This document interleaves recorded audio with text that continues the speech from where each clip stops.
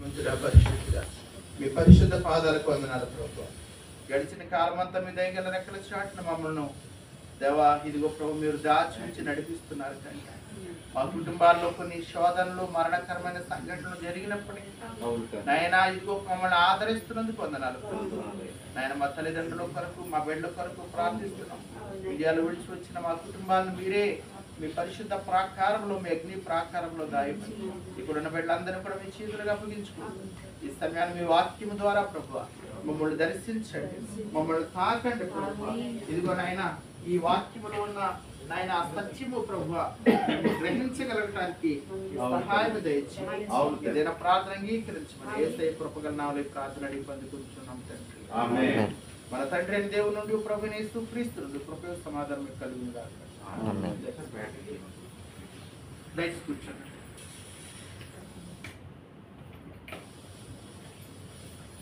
Praise the Lord. Hallelujah. Praise the Lord. Hallelujah. Praise the Lord.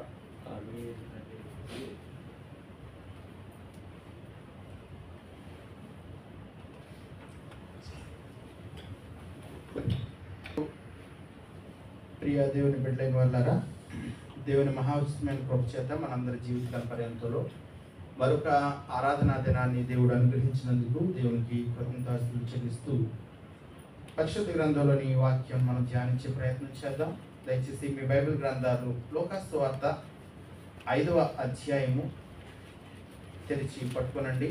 లూకా సువార్త 5వ అధ్యాయము 1 నుండి 4 వచనాలు నేను చదువుతున్నాను. దయచేసి చూడండి. లూకా సువార్త బైబిల్ గ్రంథం తెరిచి లూకా 5వ అధ్యాయం 1 నుండి 4 వచనాలు.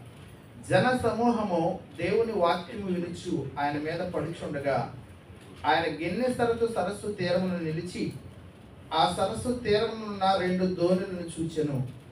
జాలర్లు వాటిలో నుండి దిగి తమ వలలు కడుగుచుండిరి. ఆయన ఆ దోణులలో సీమోనుదైన ఒక దోణి ఎక్కి దరి నుండి కొంచెము త్రోయమని అతనిని అడిగి కూర్చుండి దోణిలో నుండి జన సమూహములకు బోధించుచుండెను. ఆయన బోధించుట చాలించిన తర్వాత, నీవు దోణిను లోతునకు నడిపించి చేపల పట్టుటకు మీ వలలు వేయుడని సీమోనుతో చెప్పగా. ఈరోజు మన అంశం లోతైన విశ్వాసం అనే అంశాన్ని మనం ధ్యానం చేద్దాం. లోతైన విశ్వాసం ఒకసారి చెప్తారా అందరూ? లోతైన విశ్వాసం. మనం ఏ విశ్వాసం కలిగి ఉండాలి? లోతైన విశ్వాసం. క్రీస్తునందు ప్రియ దేవుని సంగమా, యేసయ్య గలిలయ సముద్ర తీరమున ఒడ్డున ఉన్న 2 దోణులను చూచారు. అందులో సీమోను పేతురు దోణిను ఎక్కి ఆ దోణిలో నుంచి ఆ తీరమున ఆ ఒడ్డున ఉన్న ప్రజలకు బోధించడం మొదలుపెట్టారు. ఆ ప్రజలకు ఆయన నోటి ద్వారా ఆయన సువార్తను బోధించి ఆయన ఎంత సమయం బోధించారో కానీ ఆ బోధించడం అయిన తర్వాత ఇప్పుడు పేతురు, ఆంద్రయ, యాకోబు, యోహానులకు బోధించడానికి ఆయన ఇష్టపడుతున్నారు.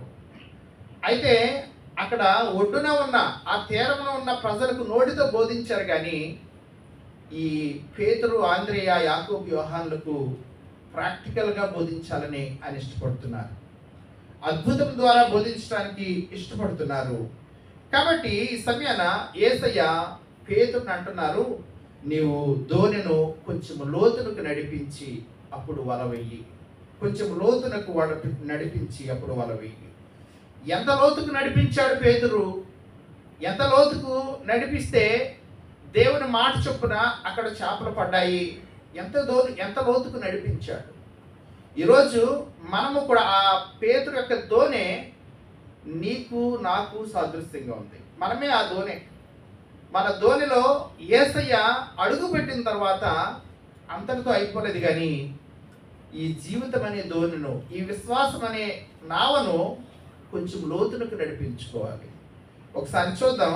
యెహెజ్కేలు గ్రంథం 47వ అధ్యాయము. యెహెజ్కేలు గ్రంథం 47వ అధ్యాయం 3వ వచనంలో అక్కడ యెహెజ్కేలును కూడా దేవుడు లోతైన అనుభవంలోనికి నడిపిస్తున్నారు. యెహెజ్కేలు గ్రంథం 47వ అధ్యాయము 3వ వచనం, 729వ పేజీ. యెహెజ్కేలు 47:3 చదవమ్మా. ఆ మనుషుడు ఆ మనుష్యుడు కొలనూలు చేత పట్టుకొని తూర్పు మార్గమున బయలు వెళ్ళి 1000 మూరలు కొలిచి ఆ నీళ్ల గుండా నన్ను నడిపింపగా నీళ్లు చీలమండ లోతు ఉండెను. చూడండి, దేవుడు ఒక దర్శనాన్ని యెహెజ్కేలుకు చూపిస్తున్నారు. ఆ దర్శనంలో యెహెజ్కేలును కూడా నీళ్ల గుండా నడిపిస్తున్నారు. నీళ్ల గుండా నడిపిస్తున్నప్పుడు 3వ వచనంలో అక్కడ గ్రంథస్థం చేయబడింది, ఆ మనుషుడు తూర్పు మార్గమున బయలు వెళ్ళి 1000 మూరలు కొలిచి నీళ్ల గుండా నడిపింపగా నీళ్లు చీలమండ లోతు ఉండెను. మనందరికీ చీలమండ అంటే మనకు తెలుసు, మన పాదం పైన ఉండే ఆ జాయింట్ ని చీలమండ అంటూ ఉంటాం. అంటే మన పాదాలు కేవలం నీటిలో తడవటానికి సాదృశ్యం అన్నమాట. చీలమండ లోతు అంటే మన పాదాలు తడిచే అంత లోతు. ఈ సమయంలో మనం ఆలోచన చేస్తుంటే చాలా మంది బీచ్కి వెళ్ళిన తర్వాత ఆ ఒడ్డున ఉండి ఆ అలలు వచ్చేటప్పుడు కేవలము ఆ భయంతో వాళ్ళు ఆ పాదాలు మాత్రం తడిస్తే చాలని సంబరపడిపోతూ ఉంటూ ఉంటారు. ఈ సమయాన యెహెజ్కేలు కూడా మొదటగా చీలమండ లోతు అనుభవం కూడా నడిపించారంట. ఈ సమయాన పాదములు తడవడం అంటే చీలమండ లోతు అనుభవం అనగా యేసు ప్రభుని రుచి చూచిన అనుభవం. యేసుక్రీస్తు ప్రభుని మొట్టమొదటిసారి రుచి చూచిన అనుభవం ఎలా ఉంటుందంటే, ఈ మధ్యన నేను ఒకసారి బైబిల్ కిందకు వచ్చి ప్రిపేర్ అవుతున్నప్పుడు ఒక కుర్రాడు, నాకు తెలియదు కానీ అబ్బాయి మా ప్రాంతంలో ఉంటున్న ఒక అబ్బాయి పరిచయం అయ్యి నా బైబిల్ చూసి, మీరు క్రిస్టియన్స్ అండి అంటే అవును బాబుని పాస్టర్ గారి నుంచి. అతను అన్యుడు, కడప ప్రాంతానికి చెందినవాడు, అన్యుడు.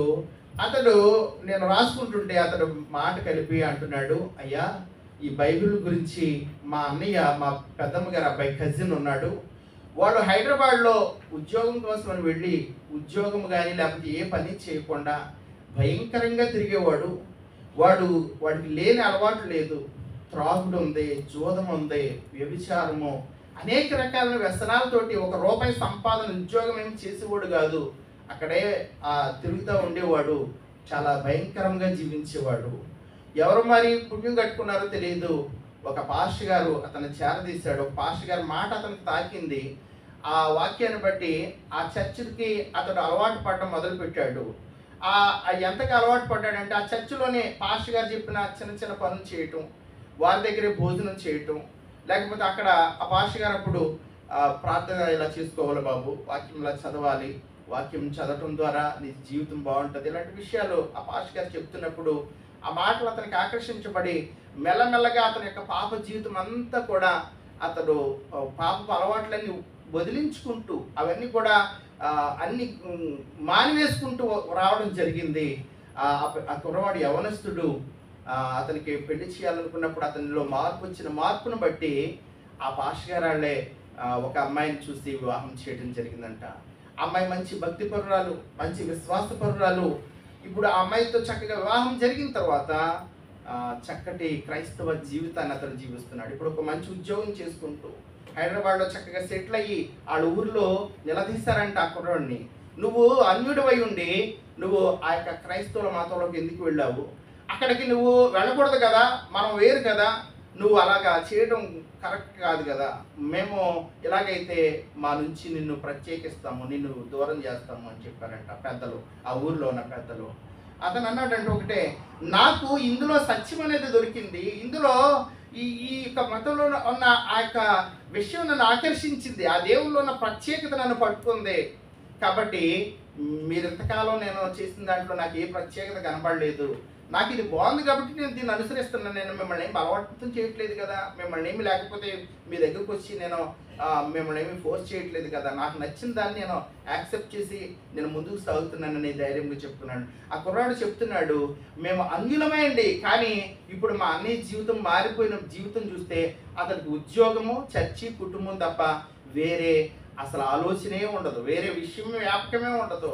చర్చికి క్రమంగా వెళ్తాడు, చర్చికి కానుకలు ఇచ్చే విషయంలో, దశమ భాగం విషయంలో ఎలా మారిపోయాడు అంటే ఆ దేవునిలో ఉన్న పవర్ అలాంటిదని నేను వింటున్నానంటే, అవును బాబు మీరు కూడా తెలుసుకోవాలని చెప్పినప్పుడు ఈ సమయాన ప్రభువుని రుచి చూడటం అంటే మనం ఈ లోక సంబంధమైన పాప జీవితానికి స్వస్తి చెప్పటం, ఈ లోక సంబంధమైన ఏవైతే చెడు ఉన్నదో వాటి నుంచి వేరుపడటము ఆ చీలమండ లోతులు తెలియజేస్తుంది అనమాట. రుచి చూడటం. అందుకే అంటున్నాడు పేతురు గ్రంథకర్త, ప్రభు దయాళుడని మీరు రుచి చూచినట్ల సమస్త విధములైన దుష్టత్వము సమస్తమైన కపటమునంట మాని అంటున్నాడు. ఏం చేయటం అంట? అవి మానాలి. మానకపోతే కనుక ప్రభువుని రుచి చూసినట్టు కాదు. ప్రభువుని రుచి చూసినట్టు కాదు. ఆయన అన్యుడైన కొన్నాడు, ప్రభు గురించి తెలుసుకున్నాడు, ఇక వాటికి టాటా చెప్పిస్తాడు అంతే, వాటికి స్వస్తి చెప్పాడు. ఈ రోజున మనం చీలమండ లోతులో ఉన్నామా? మన పాదాలు ఆ యొక్క ప్రభు యొక్క రుచితోటి మనం నింపబడ్డామా? ఒకసారి ఆలోచన చేద్దాం. ఇంకొంచెం చదువుదామండి. యెహెజ్కేలు గ్రంథంలోనే 47 4వ వచనం చూడమ్మా. 4వ వచనం. ఆయన మరి 1000 మూరలు కొలిచి నీళ్ల గుండా నన్ను నడిపింపగా 4వ వచనం నేను చెప్పింది. ఆయన మరి 1000 మూరలు, తర్వాతదే కంటిన్యూషన్. ఆయన మరి 1000 మూరలు కొలిచి నీళ్ల గుండా నన్ను నడిపింపగా నీళ్లు మోకాళ్ళ లోతు ఉండేనంట. 3వ వచనంలో ఎంత లోతుకి నడిపించారు? నీళ్లు చీలమండ లోతుకి నడిపించారు 3వ వచనంలో. 4వ వచనంలో అంతటితో సరిపెట్టలేదు, ఆయన ఇంకా 1000 మూరలు లోతులోనికి నడిపించారంట. ఇంకా 1000 మూరలు కొలిచి నీళ్ల గుండా నడిపింపగా నీళ్లు ఎంత లోతు వచ్చినాయంట? మోకాళ్ళ లోతుకు వచ్చినాయి. మోకాళ్ళ లోతు దేన్ని తెలియజేస్తుంది? మోకాళ్ళు అనగా ప్రార్థనా జీవితాన్ని తెలియజేస్తుంది. మోకాళ్ళ జీవితం ప్రార్థనా జీవితాన్ని సూచిస్తుంది. ప్రియమైన బిడ్డలారా, మనం ప్రార్థన చేసేటప్పుడు ఎలాగో దేవుని ప్రార్థన చేస్తాం? మోకరించి ప్రార్థన చేస్తాం. చాలాసార్లు ఈ రోజుల్లో మోకరించడానికి నామోషిగా ఫీల్ అయ్యేవారు ఉన్నారు, మోకరించడానికి సిగ్గుపడే వాళ్ళు ఉన్నారు. ఈ సమయాన్ని ఆలోచన చేయండి. దేవుని ఎదుట మోకరించడానికి సిగ్గుపడవద్దండి. ఈ సమయాన ఈ రోజుల్లో చక్కటి కొటేషన్స్ వస్తున్నాయి మనకి. నీ మోకాళ్ళు నల్లబడితే నీ ముఖము ప్రకాశిస్తుందని. ఇలాంటి కొటేషన్స్ దొరకగానే వెంటనే లైక్ కొట్టడమో, లేకపోతే వెంటనే ఇంకా నీ ఫ్రెండ్స్కి షేర్ చేయడమో చేస్తూ ఉంటాం. నువ్వు లైక్ కొట్టడం ద్వారా, నువ్వు షేర్ చేయడం ద్వారా నీకేమైనా ఉపయోగం కలుగుతుందో లేదో నేను ఏమి చెప్పలేను, కానీ నువ్వు పాటిస్తే, నీ మోకాళ్ళను దేవుని దగ్గర వంచడం మొదలు పెడితే, నీ మోకాళ్ళను దేవుని దగ్గర ప్రార్థన జీవితంతో కనుక నువ్వు చేయగలిగితే, కనుక ప్రాక్టీస్ చేయగలిగితే, అప్పుడు అది నీ జీవితానికి ఉపయోగం, అప్పుడు అది నీ జీవితానికి ఆశీర్వాదకరం. ప్రియమైన బిడ్డలారా, 2వ లోతు మోకాళ్ళ లోతు ప్రార్థనా జీవితాన్ని సూచిస్తుంది. ఒక వ్యక్తి చాలా బాగా చదువుకున్నాడు, మంచి సెటిల్ అయిన జీవితము, డబ్బు అన్నీ ఉన్నాయి, బాగానే ఉన్నాడు, కానీ చాలా స్ట్రగుల్ ఫేస్ చేస్తున్నాడు, చాలా బాధలో నలిగిపోతూ ఉన్నాడు. బాధలో నలిగిపోతుంటే ఒక వ్యక్తికి తన బాధంతా చెప్పుకున్నాడు. తన ఆత్మీయుడిగా నమ్మి, అయ్యా నాకు ఏమీ కొదువు లేదు, నాకు డబ్బు ఉంది, నాకు మంచి ఉద్యోగం ఉంది, కారు ఉంది, బంగ్లా ఉంది, అన్నీ ఉన్నాయి, కానీ నాకు నా భార్యకు సమాధానం లేదు, నాకు సరైన సఖ్యత లేదు, ఇంటికి వెళితే మనశ్శాంతి దొరుకుతుందని ఆశపడటానికి అది నేను ఆశిస్తూ వెళ్తాను, కానీ ఇంటికి వెళ్ళేటప్పుడు భయంకరమైన రోత నరకం కింద ఉంటూ ఉంటుంది. ఇద్దరికి ఒక మాట ఇంకొకరికి పడదు. అప్పుడు ఆ వ్యక్తి అన్నాడంట, బాబు నువ్వు బహుశా గణిత శాస్త్రం చదువుకున్నట్టున్నావు, నువ్వు వాణిజ్య శాస్త్రం చదువుకున్నట్టున్నావు, నువ్వు మానసిక శాస్త్రం చదువుకున్నట్టున్నావు, కానీ వీటన్నిటికంటే గొప్ప శాస్త్రం ఒకటి ఉంది, మోకాళ్ళ శాస్త్రం చదువుకున్నావా అని అడిగాడంట. మోకాళ్ళ శాస్త్రం అనేది చదువుకున్నావా? ఈ మోకాళ్ళ శాస్త్రం అనేది ఏ స్కూల్లోనూ, కాలేజీలోనూ, యూనివర్సిటీలోనూ చెప్పే శాస్త్రము కాదు. ఇది నీ మోకాళ్ళ శాస్త్రం, మోకాళ్ళ ప్రార్థనా జీవితం. ఈ రోజున ఒక మాట గుర్తుంచుకుందామండి.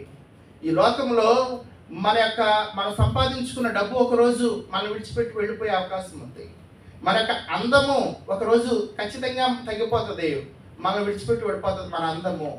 లేకపోతే మన పేరు పలుకుబడి, మన బలం, వయసు పెరిగే కొద్దీ మన బలం తగ్గిపోతుంది. కానీ నువ్వు దేవుని దగ్గర మోకరించి చేసిన ప్రార్థన యొక్క ఆ బలం కానీ, దేవుని దగ్గర మోకరించి చేసిన ప్రార్థన యొక్క దాని ప్రతిఫలం కానీ ఎప్పుడు కూడా తగ్గిపోతుంది. మనకి చాలా అలవాటైపోతున్న విషయం ఏమిటంటే, ఎవరైనా దేవుని బిడ్డలు కలవగానే నా కోసం ప్రార్థన చేయండి, నా కోసం. దేవుని బిడ్డలారా, ఈ రోజున ఆలోచన చేయండి. కుటుంబంలో సమస్య ఉన్నది నీకు, కుటుంబంలో అవసరత ఉన్నది నీకు, కుటుంబంలో బలహీనత ఉన్నది నీకు, కుటుంబంలో అప్పుల బాధ ఉన్నది నీకున్న తీవ్రత, నీకున్నంత బాధ పొరుగువాడికి ఎక్కడి నుంచి వస్తుంది? చేస్తానంటాడు అంతే. చాలామంది చేయరు, 70% మంది చేయరు. అందుకే నాకు ఎవరైనా వాట్సాప్ మెసేజ్లో అయ్యారు ప్రార్థన చేయండి బలహీనత అనగానే వెంటనే వాళ్ళ కోసం అక్కడే ప్రార్థన చేసి మళ్ళీ రిప్లై పంపిస్తాను అనమాట. ఒక దైవజనుడు చెప్పాడు, మీరు ప్రార్థన చేస్తారంటారు కానీ పాస్టర్ గారు కూడా చేయరండి అని ఒక ప్రసంగంలో చెప్పిన మాట నన్ను తాకి. కాబట్టి ఒకవేళ చేస్తానని మర్చిపోతానేమో అని వెంటనే వాళ్ళు పెట్టగానే మాత్రం ఒక చిన్న ప్రార్థన వాళ్ళకి మాత్రం రిప్లై చేసి పంపిస్తాను, తర్వాత నేను చేసినప్పటికి కూడా. క్రీస్తునందు ప్రియమైన బిడ్డలారా, ఈ సమయాన నీ ప్రార్థన, నీ మోకాళ్ళ ప్రార్థన నీ కుటుంబానికి ప్రాకారం వలె ఉంటుంది, నీ కుటుంబానికి బలాన్ని చేకూరుస్తుంది. ప్రార్థన ప్రియమైన బిడ్డలారా, ఈ రోజుల్లో వాక్యం విస్తారంగా దొరుకుతుందండి. అసలు ఎక్కడెక్కడ మర్మాలు అద్భుతంగా ఏవేవో లేకపోతే బుక్స్ చదివి చాలా అద్భుతంగా చెప్పేవారు ఉన్నారు, కానీ ప్రార్థనలో నడిపించేవారు, ప్రార్థనలో బలపరిచేవారు, ప్రార్థనలో పోరాడేవారు తక్కువైపోయిన రోజుల్లో మనం ఉన్నాం. ప్రార్థన అంటే విరక్తి అన్నమాట, ప్రార్థన అంటే విముఖత. ఏం ప్రార్థన చేస్తాము? క్రీస్తునందు ప్రియమైన బిడ్డలారా, ఏదో ఒక సమయం, ఈ సమయంలోనే దేవుడు చేయమంటలేదు కదా, నీకు అనుకూలమైన సమయంలోనే, నీకు తీరిక ఉన్న సమయంలోనే, అది ఉదయమో మధ్యాహ్నమో రాత్రో అర్ధరాత్రో కొద్దిసేపు మోకరించగలవా? ఈ సమయాన యెహెజ్కేలు చూడండి, 3వ వచనంలో ఆయన చెయ్యి పట్టుకునంట తూర్పు మార్గం గుండా నడుపుతున్నప్పుడు నీళ్లు చీలమండలోకి వచ్చాయి. అనగా ప్రభుని రుచి చూచిన అనుభవం. రుచి చూచిన తర్వాత రుచి చూసినట్టుగానే ఉండిపోలేదు, కానీ మళ్ళా దేవుడు అంటే యెహెజ్కేలు పట్టుకుని ఇంకా 1000 మూరల లోతుకి తీసుకెళ్ళాడంట. అప్పుడు నీళ్ళు ఎంత లోతు వచ్చినాయంట? మోకాళ్ళ లోతు వచ్చిందంట, మోకాళ్ళ లోతు. క్రీస్తునందు ప్రియమైన బిడ్డలారా, ఈరోజు మన బిడ్డలకు మోకాళ్ళ లోతుని నువ్వు పరిచయం చేయగలుగుతున్నావా? నీ బిడ్డ చేయి పట్టుకుని, బాబు నువ్వు మోకరించు, సమస్య వచ్చింది కాబట్టి, బాబు నువ్వు ఎగ్జామ్స్కి వెళ్తున్నావు కాబట్టి నువ్వు మోకరించు, నువ్వు దేవుని దగ్గర అడుగు, నువ్వు జ్ఞానం అడుగు. చూడండి, దావీదు నేర్పించాడు కదా సొలొమోనుకి, దావీదు నేర్పించాడు ప్రార్థన చేయటం. కాబట్టి రాజు అవగానే నేను రాజును అయిపోయినోహో, నేను ఇంకేముంది, నాకు కిరీటం వచ్చింది, నాకు పరిపాలన వచ్చింది అనుకోలేదు. వెంటనే దేవుని దగ్గర మోకరించాడంట, వెంటనే దేవుని దగ్గర మోకరించాడు. అయ్యా, ఇంత పెద్ద రాజ్యాన్ని పరిపాలించడానికి నాకున్న జ్ఞానం సరిపోదయ్యా, నాకున్న బలం సరిపోదు, నాకున్న తెలివితేటలు సరిపోదు. మోకరించాడు ప్రియమైన బిడ్డలారా, అక్కడ దేవుడికి నచ్చిందనమాట. ఈ సమయాన్ని ఆలోచన చేయండి, నీ జీవితంలో మోకాళ్ళ ప్రార్థన ఉందా? నీ బిడ్డలకు మోకాళ్ళ ప్రార్థన నేర్పుతున్నావా? ఈ సమయాన్ని ఆలోచన చేయండి. ఇర్మియా గ్రంథకర్త అంటున్నాడు కదా, రోదనం చేయు స్త్రీలను కనుగొనుడి, అంగలార్పు విద్య మీ పిల్లలకు నేర్పించుడి. క్రీస్తునందు ప్రియమైన బిడ్డలారా, ఒక భక్తుడు అంటూ ఉంటాడు, మీ పిల్లలకి చేపల కూర వండి పెట్టడం కంటే చేపల పట్టే విద్య నేర్పించండి, వాడి జీవితం బాగుంటుంది. చేపల కూర వండి పెడితే ఆ పూటకే వాడి ఆనందం, వాడి యొక్క సంతోషం. చేపలు పట్టే విద్య నేర్పిస్తే వాడు ప్రతి చేపలు పట్టడం అంటే వాళ్ళు ఇచ్చుకుని బయలుదేరమని కాదు, కానీ ఇక్కడ అంటే ఆ యొక్క విధానం, మెథడ్ నేర్పించుకుంటున్నాడు ఆ యొక్క భక్తుడు ప్రియమైన బిడ్డ. రెండవ అనుభవము మోకాళ్ళ లోతు అనుభవము. ఈ రోజున మోకరించి దేవుని దగ్గర ప్రార్థన చేయగలుగుతున్నావా? ఒకసారి నిన్ను నువ్వు చెక్ చేసుకో. యేసు అంటున్నాడు పేతురుని, బాబు దోణిని ఇంకొంచెం లోతుకు నడిపించి, ఇక్కడే వేసేద్దాం అనుకుంటున్నావా? ఇక్కడే ఏదో నన్ను సాటిస్ఫై చేద్దాం అనుకుంటున్నా? లేదు, నీకు చేపలు పడాలంటే ఇంకొంచెం లోతుకు నడిపించు, పద. కాబట్టి ఇంకా మనం ముందు చదువు 4వ వచనం యెహెజ్కేలు 47:4 కంటిన్యూ చేయండి. ఇంకా ఆయన 1000 మూరలు కొలిచి నీళ్లగుండా నడిపింపగా నీళ్లు మొలలోతు ఉండెను. చూస్తారా ఎన్ని లోతులు కనబడుతున్నాయో? ఎన్ని లోతులు కనబడుతున్నాయో చూడండి. ఆయన మోకాళ్ళ లోతు సరిపెట్టేలేదంట, యెహెజ్కేలును చేయి పట్టుకుని, లేకపోతే పేతురుని చేయి పట్టుకుని ఇంకా 1000 మూరలు కొలిచి నీళ్లగుండా నడిపింపగా నీళ్ళు ఎంత లోతు వచ్చినాయంట? మొలలోతు వచ్చాయి. మొలలోతు అనగా నడుమును తెలియజేస్తుంది కదా. నడుము అనగా పరిచర్యను తెలియజేస్తుంది. లోకాసు వార్తకుడు రాసుకొస్తాడు, మీ నడుమును కట్టుకొని ఉండుడి, మీ దీపములు వెలిగించుండండి. నేను అంగి వేసుకున్న తర్వాత నడుముకి ఒక కట్టు కట్టుకుంటాను, దీన్ని గర్డెల్ అంటూ ఉంటాను అనమాట. ఇది నడికట్టు దేన్ని సూచిస్తుందంటే పరిచర్య. నేను పరిచర్యకి అంటు కట్టబడ్డాను. క్రీస్తునందు ప్రియమైన బిడ్డలారా, నువ్వు యేసుని చీలమండలోతు రుచి చూచిన అనుభవం తర్వాత, మోకాళ్ళలోతు ప్రార్థన అనుభవం తర్వాత పరిచారకుడిగా ఎదగాలన్నమాట. పరిచర్యకి నువ్వు సిద్ధపడాలి. మొలలోతు అనగా నడుము అనగా పరిచారకుడిగా నువ్వు మారిపోవాలంట. పరిచారకుడిగా మారిపోవాలంటే ఉద్యోగం వదిలిపెట్టేసి, వ్యాపారం వదిలిపెట్టేసి బైబిల్ చూసుకుని తిరగమని ప్రభు చెప్పట్లేదు. ఇండియాలో నాకు తెలిసిన ఒక ఆయన ఉన్నారు, ఆయన పేరు జాన్సన్. ఆయనకి టైపింగ్ సెంటర్ ఉంది. టైపింగ్ సెంటర్ అంటే అందరూ రావాలి, అన్ని క్యాస్ట్ వాళ్ళు రావాలి, అన్ని మతాల వాళ్ళు, ఎవరు అవసరం ఉన్నట్టు. అయితే ఆయనకున్న చిన్న టైపింగ్ సెంటర్లోనే దేవుని వాగ్దానాలు అన్ని గోడలకు చుట్టూ ఉంటాయి. అన్ని గోడలకు మంచి మంచి వాగ్దానాలకు సంబంధించిన లామినేషన్స్ ఉంటాయి కదా, అలాగే క్యాలెండర్స్. అలాగే ఆయన దగ్గరకు వచ్చి స్టూడెంట్స్ విషయంలో, ఆయనకి దగ్గరకు వచ్చి స్నేహితుల విషయంలో ఎవరైనా డిప్రెషన్లో ఉంటే కనుక ఏసై మాటలు చెప్పి, ఏసై గురించి లేకపోతే దానికి సంబంధించిన ఆదరణ మాటలు చెప్పి ప్రార్థన చేయడం నాకు తెలుసు.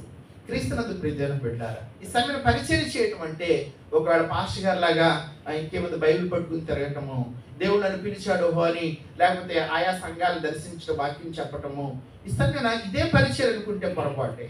ఈ సమయంలో ఎవరైనా బలహీనంగా ఉన్నప్పుడు ప్రార్థన చేయటం పరిచర్య. ప్రియమైన బిడ్డలారా, ఎవరైనా దుఃఖంలో ఉన్న వాళ్ళని ఆదరించటం పరిచర్య. మనం ఉద్యోగం చేసేది చాలాసార్లు నేను సంతోషిస్తూ ఉంటాను. మీ మేడముల గురించి, మీ సార్ల గురించి, వాళ్ళు సిగ్గా ఉన్నప్పుడు, వాళ్ళ పరిస్థితులు బాగోలేదు, ప్రార్థన చేయండి అని నా దగ్గర రిక్వెస్ట్ తెచ్చినప్పుడు నేను సంతోషిస్తూ ఉంటాను. అంటే మీరు వాళ్ళకి ఏసై గురించి చెప్తున్నారనమాట. మీకు తెలిసిన ఏసై గురించి మీరు వాళ్ళకి వివరిస్తున్నారు. మీకున్న జ్ఞానంలోనే వాళ్ళకి తెలియజేస్తున్నారు. కాబట్టి మా కోసం ప్రార్థించమనండి, మీ చర్చిలో మా కోసం ప్రార్థన చేయండి అని వాళ్ళు రిక్వెస్ట్లు పంపుతున్నారు. అంటే మీరు పరిచర్యలోకి ఎదుగుతున్నారు అనమాట. పరిచర్య అంటే ఏదో లేకపోతే మర్మాలు చెప్పటము, లేకపోతే ఇంకేదో ఆర్భాటం చేయటం కాదు, తెల్లని వస్త్రాలు వేసుకుని తిరగటం కాదు. మన ఉద్యోగం చేసుకుంటూనే, మన దైనందిన జీవితం చేసుకుంటేనే మన దైనందిన జీవితంలో మన పక్క వాళ్ళకి, మన తోటి వాళ్ళకి యేసు గురించి 4 మాటలు చెప్పటం, వాళ్ళ యొక్క పరిస్థితిని బట్టి వాళ్ళ పరిస్థితిని అర్థం చేసుకుని వాళ్ళని ఆదరించటం, వాళ్ళని ఓదార్చటం, లేకపోతే వాళ్ళకి ఏదైనా సమస్యలు ఉంటే నీకేమైనా తెలిస్తే కనుక వాటిని వివరించడం. మోకాళ్ళ లోతులోనికి తోడుకుని వెళ్తున్నాడు హెస్కేల్ అని, మోకాళ్ళ లోతుకు తోడుకు వెళ్తున్నాడు. ఎందుకంటే అంత లోతు పైన ఉంటే పనవుదా? పైన ఒకవేళ పేతురు వల ఇస్తే పనవుదా అంటే ఒక మాట చూడండి, ప్రసంగి గ్రంథము 7వ అధ్యాయము 24వ వచనం. ప్రసంగి గ్రంథము 7వ అధ్యాయము 24వ వచనంలో ఇదే సొలొమోను మహారాజు ఒక మాట రాసుకొచ్చారు. ప్రసంగి 7:24 అండి. సత్యమైనది దూరముగాను బహులోతుగాను ఉన్నది, దానిని పరిశీలన చేయగలవాడెవడు? క్రీస్తునందు ప్రియమైన బిడ్డలారా, ఎందుకు యెహెజ్కేలు దేవుడు చీలమండలోతులోంచి మోకాళ్ళ లోతులోంచి నడుము లోతులోకి ఎందుకు నడిపిస్తున్నాడు? ఎందుకు యేసై పేతుర్ని నువ్వు ధోని ఇంకొంచెం లోతుకి నడిపించు, ఇంకా కొంచెం లోతు నడిపించు. ఎందుకు లోతైన అనుభవం అంటే కనుక సొలొమోను మహారాజు రాసుకొస్తున్నాడు, సత్యమైనదంట దూరముగాను బహులోతుగాను ఉన్నది, దాన్ని పరిశీలన చేయగలిగిన వాడెవడు? క్రీస్తునందు ప్రియమైన బిడ్డలారా, నువ్వు సత్యాన్ని తెలుసుకోవాలంటే, సత్యవంతుడైన యేసుక్రీస్తు ప్రభువుని అర్థం చేసుకోవాలంటే, ఆయన గుణమేమిటో, ఆయన తత్వం ఏమిటో, ఆయన మహత్యం ఏమిటో, ఆయన ప్రభావం ఏమిటో, ఆయన శక్తి ఏమిటో, ఆయన కృపేమిటో, ఆయన ప్రేమ ఏమిటో తెలుసుకోవాలంటే కనుక నువ్వు ఏ లోతు అంటే నువ్వు చీలమండ లోతులోంచి మోకాళ్ళ లోతుకు వెళ్ళాలి, మోకాళ్ళ లోతులోంచి నడుము లోతుకు వెళ్ళాలి. ఆ నడుము లోతు తర్వాత కూడా మనం చదివినట్లయితే కనుక ఆయన దాటలేనంత, అంటే మెడ వరకు కూడా ఆయన తీసుకువెళ్ళిన అనుభవాన్ని యెహెజ్కేలుకు చూపిస్తున్నాడు. ప్రియమైన బిడ్డలారా, రత్నాలు కావాలంటే కనుక రత్నాలు కావాలి, ముత్యాలు కావాలనుకునేవాడు ముత్యాలు సముద్రపు ఒడ్డున దొరకవండి. సముద్రపు ఒడ్డున దొరకవు. సముద్రపు ఒడ్డున ఏమి దొరుకుతాయి? గవ్వలో ఆల్చిప్పలు దొరుకుతాయి అంతే, రాళ్ళు దొరుకుతాయి అంతే, పనికిరాని లేకపోతే చచ్చిపోయిన చేపలు ఏమైనా కొట్టుకొస్తూ ఉంటాయి అంతే. ముత్యాలు కావాలంటే సముద్రముఖ లోతులోకి వెళ్ళవలసిందే, సముద్రముఖ అగాధంలోనికి వెళ్ళవలసిందే. అక్కడ దొరుకుతాయి ఆ ముత్యపు చెప్ప అనేది. ఇదేనా యేసయ్య కూడా చెప్తున్నాడు, సత్యమైనది దూరముగాను బహులోతుగాను ఉన్నది. కాబట్టి సమయాన్ని మనం ఆలోచన చేస్తుంటే లోకాసు వార్త 5వ అధ్యాయంలో మరి యేసయ్య అంటున్నాడు, నీవు ధోనికు లోతుకు నడిపించు. ఇప్పుడు ధోనికి లోతుకి నడిపిస్తే చూడండి, సాధారణంగా చేపలు పట్టేవారు తెల్లవారుజాము సమయం మరి అర్ధరాత్రి వెళ్ళి ఆ యొక్క చేపల వేట అనేది చేస్తూ ఉంటారు. తెల్లారేసప్పటికి ఆ తీరం అవన్నీ కూడా జరుగుతూ ఉంటుంది, మార్కెట్ జరుగుతూ ఉంటుంది. కానీ యేసయ్య పేతురుకి చెప్పేటప్పటికి అప్పుడు ఉదయకాలం, అంతకుముందు ప్రజలకు బోధించారు కదా, ఉదయకాలం అయినప్పుడు కూడా ఆయన నీ మాట చొప్పున వల వేశాడు. ఇప్పుడు వలలంట పిగిలిపోయేంతగా చేపలు పడ్డాయంట, వలలు పిగిలిపోయేంతగా చేపలు పడ్డాయి. సంజ్ఞలు చేస్తున్నారంట, బాబు అక్కడ ఆల్రెడీ 2 దోణులు ఉన్నాయి, ఎవరి? పేతురుది, ఆంధ్రేయది. ఇంకా తీసుకురండి అంటే ఇంకా తీసుకొస్తే ఆ దోణిలు నిండేంతగా ఆ యొక్క చేపల రాశితో నిండిపోయింది. దోణిలు నిండేంతగా నిండిపోయింది. ఈ సమయాన చూడండి, పేతురు ఒక జాలరి వాడు కదా, చేపల యూనియన్కి నాయకుడు అంట పేతురు.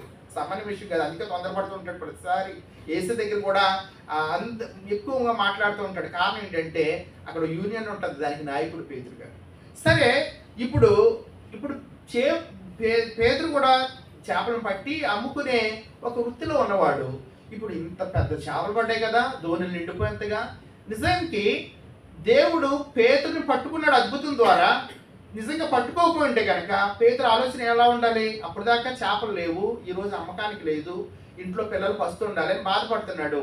ఇప్పుడు నిండిపోతున్నాయి, దోణిలు నిండిపోయినాయి కాబట్టి అబ్బా ఈ చేపలన్నీ ఎక్కడెక్కడ అమ్మాలో, దీనికి ఎంతెంత రేట్కి అమ్మాలో, ఆ మార్కెట్లో అయితే అంత రేట్ వస్తుంది, ఇక్కడైతే బాగా డబ్బున్న వాళ్ళు వస్తారు. ఈ థాట్ ఉండాలి, ఈ ఆలోచన ఉండాలి. కానీ పేతురులో ఆలోచన లేదు. ఇప్పుడు ఈ చేపలు ఎక్కడ అమ్మాలా, లేకపోతే ఈ చేపలను ఎక్కడ తీసుకెళ్ళాలా, ఏ హోల్సేల్ మార్కెట్లో అమ్మాలా, ఈ ఆలోచన లేదు. ఆ చేపలు రాసిన అక్కడ వదిలిపెట్టి యేసు ప్రభు ముందట మోకరించేశాడంట. యేసు ప్రభు ముందు మోకరించి, ప్రభువా నేను పాపిని, దయచేసి నన్ను విడిచి పొమ్ము, నన్ను విడిచిపోము. యేసు అంటున్నాడు, నిన్ను విడిచిపెట్టి వెళ్తానికి కాదయ్యా, నీ దోణిలో అడుగు పెట్టింది నిన్ను విడిచిపెట్టి వెళ్ళటానికి కాదు, నిన్ను నా కూడా తీసుకెళ్ళిపోవటానికి. కాబట్టి సమయాన్ని యేసు అంటున్నాడు, పేతురు భయపడకు. ఆ కింద వచ్చినలో పేతురు భయపడకు, ఇప్పుడు నువ్వు మనుషులను పట్టు వాడవైందు. ఇప్పటిదాకా సముద్రంలో చేపలు పట్టి విచ్చి నీకు తెలుసు, చేపలు పట్టడము. కానీ ఇక మీదట లోకమనే సముద్రంలో విశ్వాసం పట్టడం నేర్పిస్తాను పద. లోకమనే సముద్రంలో విశ్వాసం పట్టడం నీకు నేర్పిస్తాను పద. ఈ రోజున చూడండి, లోతైన విశ్వాసం. మనం పైపైన ఎదుగుతున్నాం మేము, దేవుని వాక్యాన్ని అక్కడక్కడ పైపైన ఎదుగుతున్నాం మేము. 2 మాటలు, 23వ కీర్తన, 1వ కీర్తన, 121వ కీర్తన, 127వ కీర్తన, జస్ట్ ఇంత మట్టుకే. కొంచెం మనం లోతుకు వెళదాం, కొంచెం వరుస పెట్టి చదువుదాం. నూతన సంవత్సరంకి వచ్చాము, రోజుకి ఒక్క అధ్యాయం, కనీసం ఒక్క అధ్యాయం మాత్రం, ఒక 3-4 నిమిషాలైనా ఒక అధ్యాయం మొదలు పెట్టుకుని చదవటం.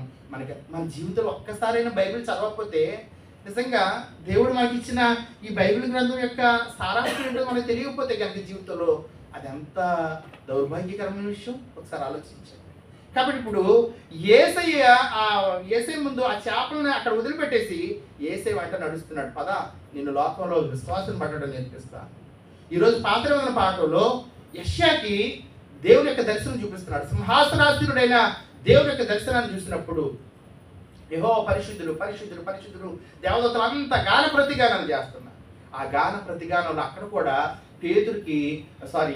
యెషయాకి ఏమంటున్నాడంటే, ఆ పరిశుద్ధం చూసినప్పుడు, అయ్యో ప్రభువా, నేను అపవిత్రుడను, అపవిత్రమైన జనుల మధ్య నివసించేవాడు, నా నోటి నుండి వచ్చే మాటలన్నీ అపవిత్రం, నా చుట్టే మనుషులందరూ అపవిత్రం, నా జీవితం అంతా అపవిత్రం.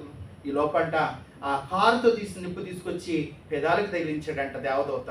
పెదాలు తగిలించినప్పుడు పెదాలు కాల్చబడ్డాయి, పెదవులు పవిత్రపరచబడ్డాయి. అప్పుడు దేవుడు అంటున్నారు, నా నిమిత్తం ఇశ్రాయేలు మధ్యకి ఎవరు పోతారు, ఎవరు నా గురించి చెప్తారు, ఎవరు వాళ్ళని రక్షిస్తారు? అప్పుడు చివరి వచ్చిన అంటున్నాడు కదా, 8వ వచనంలో, ప్రభువా నేను పోతును. ఆయన యొక్క తీర్మానం, ఆయన యొక్క అంగీకారం ఇస్తున్నాడు. నేను వెళ్తానయ్యా, నీ కొరకు నేను వెళ్తాను, నీ గురించి నేను చెప్తాను, నిన్ను నేను ప్రకటిస్తాను, నీ సాక్షులుగా వాళ్ళని మారుస్తాను. క్రీస్తునందు పెద్దలు. గతంలో చెప్పుకున్నాం మన యెషయా గ్రంథం యొక్క ప్రత్యేకత ఏమిటో. 66 గ్రంథాలు, 66 అధ్యాయాలు కలిగిన పుస్తకం, 66 పుస్తకాలకి బైబిల్లో ఉన్న పుస్తకాలకి సాదృశ్యమని. యేసుక్రీస్తు ప్రభువుకి ఎంతో ప్రత్యేకమైన గ్రంథం యెషయా గ్రంథం అని మనం చదువుకున్నాం. కాబట్టి యెషయాకు నేను వెళ్తానయ్యా, నేను వెళ్తాను. ప్రియమైన బిడ్డలారా, 3వది ఈరోజు పత్రిక పాఠంలో పౌలు గారు అంటున్నారు, ఇదిగో ఆనాడు 12 మంది అపోస్తులకి కనబడి వాళ్ళ శిష్యులుగా చేర్చుకున్న ఆ యేసయ్య కడమవాడనైనా, లేకపోతే అపోస్తులు అన్నపడడానికి నేను యోగ్యుడని కాను కానీ నాకు కూడా ప్రత్యక్షమయ్యాడు, నాకు కూడా దర్శనం ఇచ్చి నన్ను ఆయన పనిముట్టుగా మార్చుకున్నాడు. సౌలుగా ఉన్నప్పుడు సౌలు ఒక మతోన్మాది, చెప్పాలంటే మతోన్మాది. యేసు రక్షకుడు, యేసు ప్రభువును అని పట్టుకుని జైల్లో వేయడమే అతని పని. కానీ దమస్కు మార్గంలో దేవుని యొక్క దర్శనాన్ని చూశాడు. సౌలా సౌలా, నువ్వేలో నన్ను హింసిస్తున్నావయ్యా, ఎంతకాలం హింసిస్తూ బతుకుతావు, ఎంతమంది ఇంకా స్టెఫన్ లాంటి వాళ్ళని చంపుతావు, పరిశుద్ధుల్ని, నీతిమంతుల్ని. ఇప్పుడు దేవుని మాట పట్టుకుంది, ఏ దేవుడు లేకపోతే దేవుడు కాడన్నాడు ఆ దేవుడి కోసం తన త్యాగమైపోవడానికి కొరడాతో కొట్టించుకున్నాడు. 3 సార్లు కొరడా దెబ్బలు తిన్నాడు. 39 1 తక్కువ 40 కొరడా దెబ్బలు తిన్నాడు. అనేక సార్లు ప్రాణాపాయాలు, అనేక సార్లు చచ్చిపోయాడమని రాళ్ళతో కొట్టి వదిలిపెట్టి వెళ్ళారు. కొత్త నిబంధనలో ఎక్కువ పుస్తకాలు రాసినవాడు, ఎక్కువ సంఘాలు కట్టినవాడు. ఈ రోజున యూరోప్ కంట్రీస్ అన్నీ కూడా క్రిస్టియానిటీలో ఉన్నాయంటే అందుకే అంటున్నాడు, నేను అపోస్తుల్లో తక్కువ వాడినప్పటికీ వాళ్ళ అపోస్తుల కంటే ఎక్కువ ప్రయాసపడ్డాను, అయినప్పటికీ ఇది దేవుని కృపే అంటున్నాడు. క్రిస్టియన్ బిడ్డలారా, ఇది నన్ను ఆలోచించండి. వీరందరూ ఒక పేతురు కావచ్చు, ఒక యెషయా కావచ్చు, లేకపోతే ఒక పౌలు గారు కావచ్చు, యేసును రుచి చూచిన అనుభవంలోంచి మోకాళ్ళ అనుభవంలోకి వెళ్ళారు. మోకాళ్ళ అనుభవంలోనికి పరిచర్య అనుభవంలోకి, నడుములోకి పరిచర్యలోకి వెళ్ళారు. ఈరోజు నువ్వు ఏ లోతులో ఉన్నావు? ఈరోజు ఏ లోతులో ఉన్నావు? ఇంకా చిరమణ లోతులోనే ఉన్నావా? నన్ను దిద్దుము చిన్న ప్రాయము పాడుకుంటా, చిన్న గొర్రె పిల్లలు నేనని ఇంకా చిన్న బిడ్డగానే, లేకపోతే నేను ఇంకా బాల్యంలోనే ఉన్నాను అనుకుంటున్నావా? ఇస్తామని ఆలోచించండి. ఎందుకు మనం ఎంతమంది కోసం ప్రార్థన చేస్తున్నాం? ఆదరణ ప్రార్థనలు. ఎవరికి ఏ సమయమో తెలియదు, ఏ గడియో తెలియదు. కాబట్టి ఇదేనా నువ్వు ఇంకా ఏ లోతులో ఉన్నావో? పాదాలు తరిచే లోతులోనా? మోకాళ్ళ లోతులో ఉన్నావా? ఇంకా నడుము లోతుకు రాలేదా? ఒకసారి ఆలోచించి. కాబట్టి ఈ రోజు మనం ఆలోచన చేస్తుంటే కనుక మనం ఈరోజు మోకరించి ప్రార్థన చేస్తే, ఈరోజు ప్రభు పని చేస్తే అది మనకు, మన కుటుంబానికి ఆశీర్వాదకరం. దేవునికి ఏమి గొప్పేం కాదు. దేవుడు ఆయన అంటున్నాడు, ఈ రాళ్ళ వల్ల నేను మహిమ తెచ్చుకుంటాను అంటున్నాడు. మనుషులే కదంట, ఆయనకు అవసరమైతే రాళ్ళ వల్ల కూడా ఆయన సేవ చేయించుకోగలడు. చెట్ల ద్వారా కూడా స్వార్థ చేయించు, గాలికి నోరించి మాట్లాడించలేదా? కాబట్టి ఈ సమయం మనం ఆలోచన చేస్తుంటే కనుక మనం దేవుడి పని చేస్తే మన కుటుంబానికి మనకే అది మేలు, ప్రయోజనము. కాబట్టి ఈ సమయంలో యేసయ్య పేతురుని తన శిష్యుడిగా మార్చుకున్నట్లుగా, యెషయాని తన ప్రవక్తగా మార్చుకున్నట్లుగా, సౌలును తన సేవకుడిగా మార్చుకున్నట్లుగా నిన్ను నన్ను కూడా నువ్వు ఏ లోతులో ఉన్నావు ఆలోచించి కొంచెం లోతులోనికి వెళ్ళడానికి ఇంకొంచెం ప్రాక్టీస్ చేయి. 5 నిమిషాలు ప్రార్థన చేస్తున్నావా? 10 నిమిషాలు ప్రార్థన చేయడానికి సిద్ధపడు. 5 నిమిషాలు చదువుతుంటే కనుక బైబిల్ ఇంకొక 5 నిమిషాలు పెంచు. ఇంకొక 5 నిమిషాలు దేవుడితో ధ్యానంలో గడుపు. తద్వారా పరిశుద్ధాత్మ దేవుడు మనకు, మన కుటుంబాలకు, మన సంఘాలకి తగిన మేలు, ఆశీర్వాదం దయచేస్తాడు. పరిశుద్ధాత్మ దేవుడు మనందరి ఉనికిలో ఈ మాటలు దీవించునుగాక. ఆమేన్. అదలేచి దేవా నా